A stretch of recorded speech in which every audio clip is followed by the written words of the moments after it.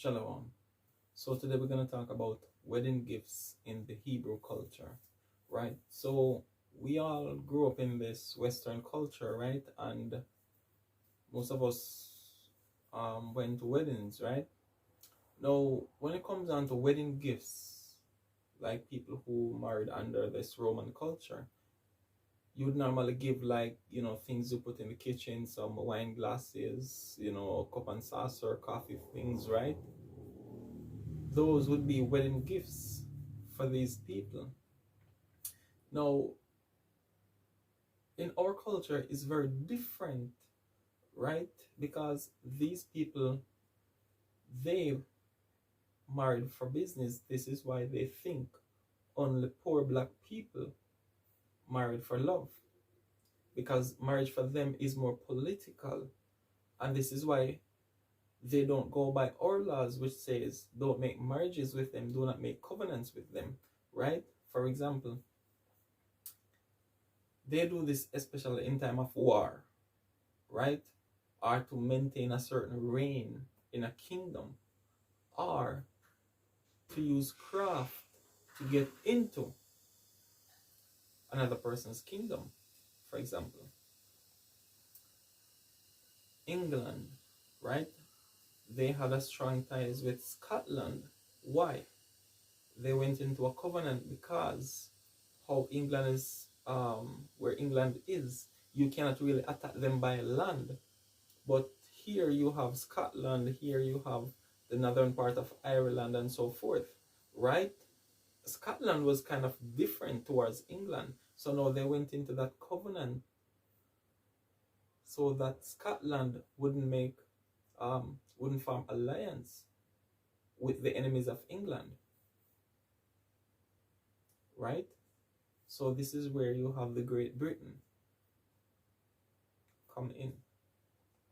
So that's one way they deal with marriages. It's political. Now also, you will have, say for example, the French king would send his daughter to go and marry another prince or whatever in another country. So they have that political relations. But the problem with this is the intention of the French king can be that to use his daughter to overthrow the other kingdom, and then they can go in with their military and overthrow them, so that this kingdom be like a subject or vessel to them. So this is why the Most High had told us not to marry other people for those reasons, right? Now, with us as Hebrews, matter of fact, let's go to Hebrews chapter 13 and verse 4.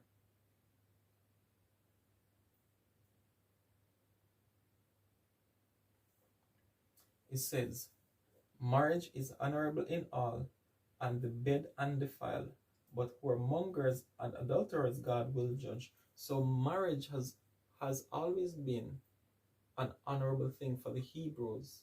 It doesn't matter if you're rich or poor. And we always marry within our tribes, right? We marry within our tribes. We do not go outside.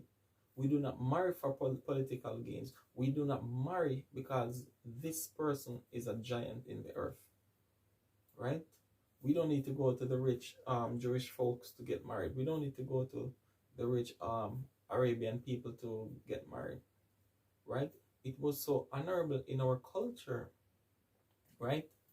Where two poor people can get together, but the community honor the marriage so much that when we would give gifts to people getting married, so two people just get out of school, for example, 18 years old, and they want to get married, that is such a joy and an honored thing for the Hebrew communities, where we would go and give substances for them. For example, we wouldn't be bringing coffee cups and those madness for wedding gifts. No, we would give, this person would bring a pair of goat, this person would bring a pair of cow, this person bring a pair of whatever they will need to start a family, to maintain the union. So you naturally get rich just by being married. That's how honorable it was in our culture. You don't worry or be concerned about, oh, I'm poor, I cannot do this. No, because guess what? The entire community is involved in your marriage. The entire community will be judging your marriage, right? And let's go to um, Tobit, the book of Tobit, chapter 7,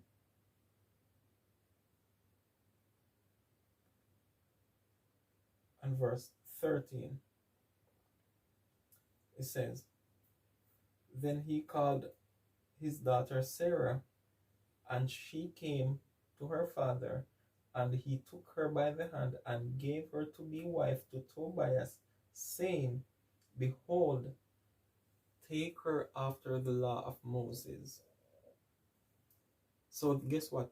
The entire community would know that this woman is married to this man. And what is also the advantage in that? If all the men of this community understand that this woman belonged to this man, it would do what?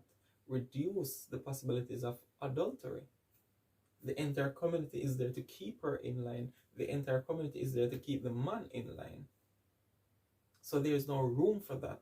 It's just like in the like you see even in the Roman culture, they wear a ring, so you can look at that double ring there and say, oh, she's married. In some people, the Indians, they wear a red dot in the forehead. They have a red mark in the forehead. So when you see her, you know that's a married woman. You give that respect. You show that respect to these people, right? But one of the problems is that we don't really have communities anymore. Matter of fact, we only have neighborhoods. We don't have communities, right? We don't have the laws of the Most High reigning in our place of residence, right? You say you're married to this man or this woman, it means nothing to anyone else. There's no honor anymore. Since they took away the laws from us, meaning they told us that we are someone else. So that means these laws in the Bible does not apply to us anymore. Once you think you are of another nation or whatever, this law will be of no effect to you. And this is the reason why evil reign in our hearts. All our thoughts are towards transgressions, right?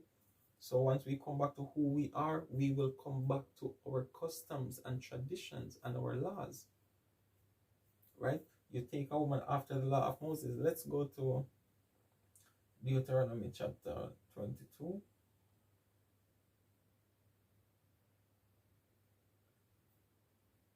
And we'll start at 13, because what happens today is two people can start talking, get involved, start doing things, and then after a week, after a month, 3 months, bye-bye, for whatever reasons, right?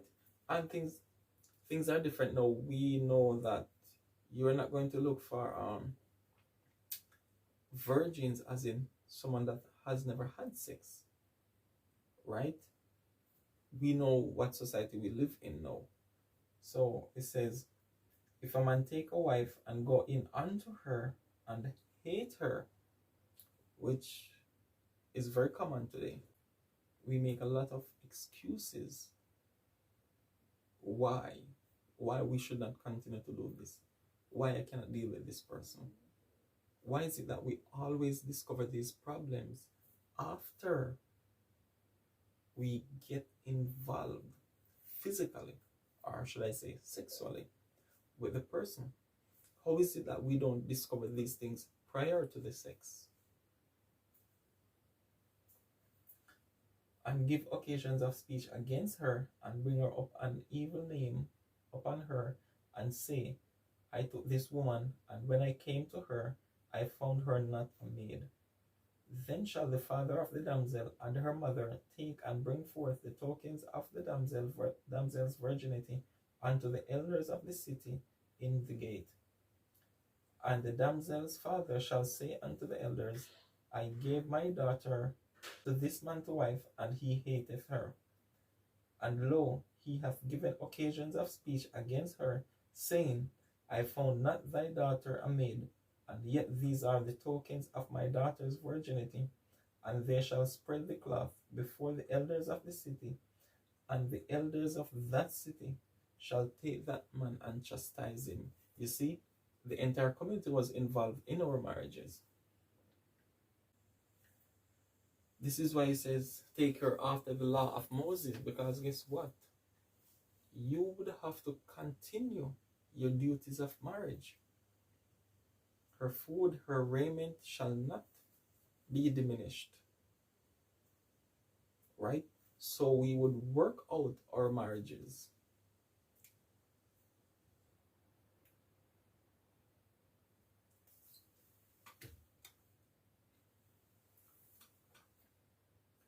If the problem in the relationship is too weighty for both parties to deal with, then both can go counseling with the elders, if they're priests or whoever it is that you both trust, right? You don't go one way to this person. You don't go one way to this person. And this is what the spiritual enemy is waiting for, because his job is to go against union. So he's just sitting there waiting for you to be at odds with each other, to have disagreements. And then what? Now this woman say, oh, he's not listening, I cannot talk to him. So now you do what? You don't go to talk with other women or the elder women to find solace in their company. You go to the opposite gender, not realizing there's some spiritual force behind that. And those men you're counseling with, absent the approval of your husband, are just there waiting for that moment for you to step out of line. And there comes the adultery, because they themselves cannot contain. Their hearts were already set upon that. Right? So let's go back to the book of Tobit. So Tobit chapter 7 and verse 13. Then he called his daughter Sarah, and she came to her father, and he took her by the hand and gave her to be wife to Tobias, saying, Behold, take her after the law of Moses, and lead her away to thy father. And he blessed them. Right? A lot of, again, we know how it is with black communities, black families, right? A lot of the fathers or mothers aren't really there to bless the union of their children, right? But it's very important. Look, let's go down to chapter 8 and verse 20. It says, For before the days of the marriage were finished, Rachel had said unto him by an oath that he should not depart till the 14 days of the marriage were expired. So that's the father and the husband of the daughter. It says, and then he should take the half of his goods and go in safety to his father. So you see, the father of the daughter that is getting married, right? He, the father, is given half of his substances, right? Not coffee cups and, tablewares and those things.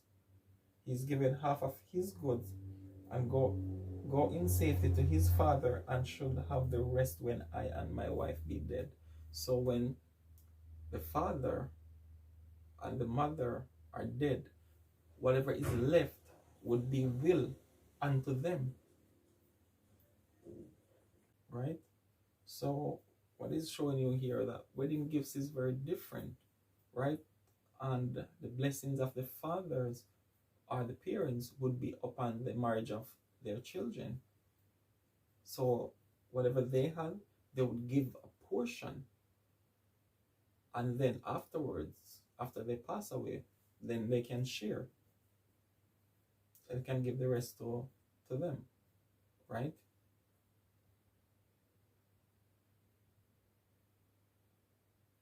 So gifts for us, we cannot look at it through the eyes of this culture that we live in, because they have a different concept of marriage.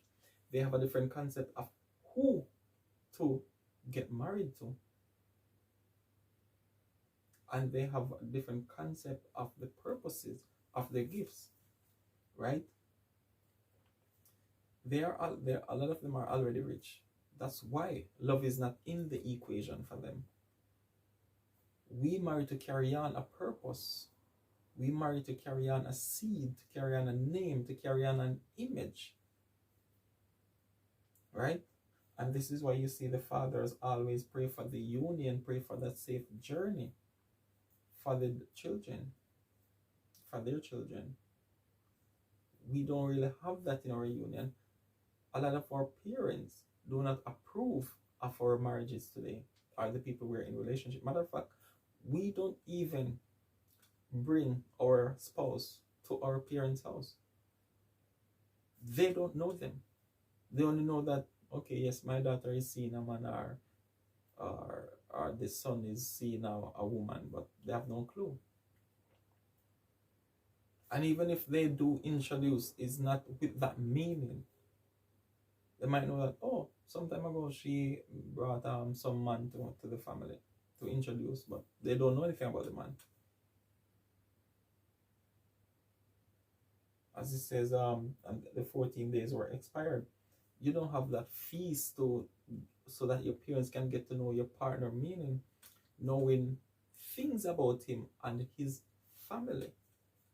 Not just him, but what house he is coming out of, how respectful that house is. What were they dabbling into before? What might pass on into the bloodline?